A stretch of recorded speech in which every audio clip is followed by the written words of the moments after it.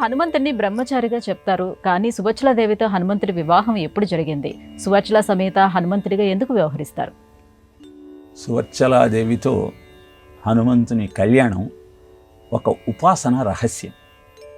వాల్మీకి రామాయణంలో ఎక్కడ హనుమంతుని యొక్క వివాహం గురించి ప్రస్తావన చేయలేదు, సువర్చల గురించి తెలియచేయలేదు.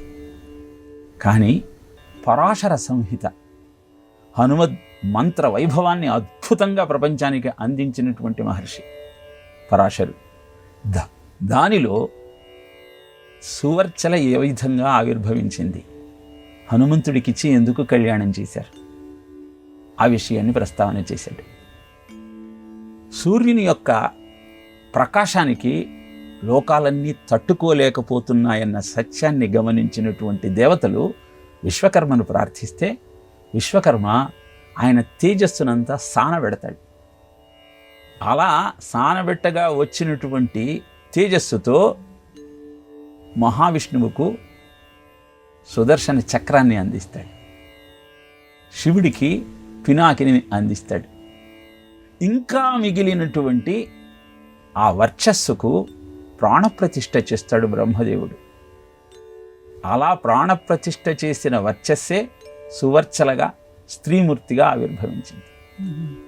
ఈ కన్యకు ఎవరినిచ్చి వివాహం చేయాలి అంటే, యుగ సహస్ర యోజన పరభాను లీల్యోతాహి మధుర ఫలజాను, ఎవరైతే సూర్యుణ్ణి ఒక అద్భుతమైన ఫలమని భావించి దానిని స్వీకరించాలని ఆలోచించాడో వాడే ఈ వర్చస్సును భరించగలిగినటువంటి భర్త కనుక అతనికిచ్చి వివాహం చెయ్యాలని చెప్పారు.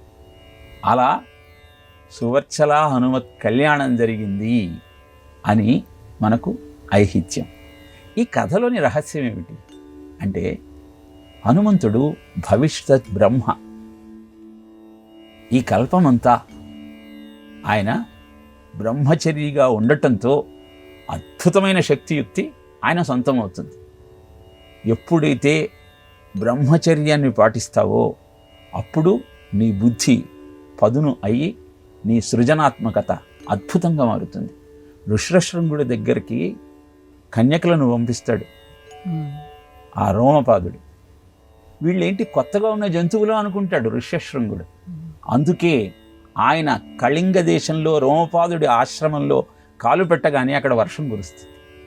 ఇలా బ్రహ్మచర్య మాహత్యం ఏమిటో తెలియజేస్తూ, భవిష్యత్ కాలంలో నువ్వు సృజన చెయ్యాలి అంటే నీకు దేవతాశక్తి కావాలి. ఆమె సరస్వతి, బ్రహ్మ భార్య సరస్వతి.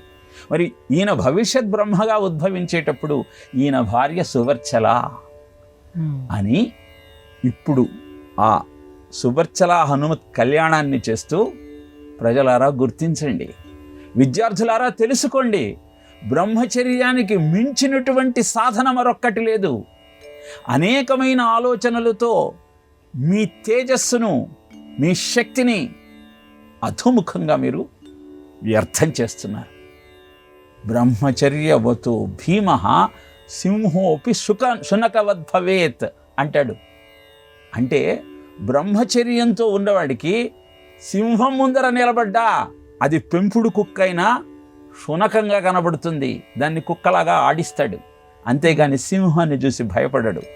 ఈ రోజుల్లో విద్యార్థులు చిన్న చిన్న సమస్యలకే భయపడి ఆత్మహత్య చేసుకునేదాకా వెళుతున్నారంటే కారణం ఏమిటి? చూస్తున్న దృశ్యాలు ఇవన్నీ కూడా వారి యొక్క తేజస్సును హరించిన కారణాన వారి ధైర్యం సన్నగిల్లి వాళ్ళలో సృజనాత్మకత తగ్గి వాళ్ళు భయంతో విఫలులై సంచరిస్తున్నారు. అలాంటి స్థితి నుంచి బయటపడాలి అంటే బుద్ధిర్బలం యశోధైర్యం నిర్భయత్వమరోగత అజాడ్యం వాక్పటుత్వంచ హనుమత్ స్మరణాన్ భవేత్. యశస్సు, బుద్ధి, బలము, వాక్పటిమ ఇవన్నీ ఇవ్వగలిగిన హనుమంతుణ్ణి ఆరాధించాలి. అలా ఆరాధించేటువంటి ఉపాసనా సమయంలో సువర్చలతో కళ్యాణం చేసుకుంటూ ఆ స్వామి యొక్క అద్భుతమైన ఆలోచన నీలో శక్తిని, ధైర్యాన్ని పెంచి నీ జీవితాన్ని అద్భుతంగా మారుస్తుంది. అదే సువర్చల హనుమత్ కళ్యాణంలోని అంతరార్థం.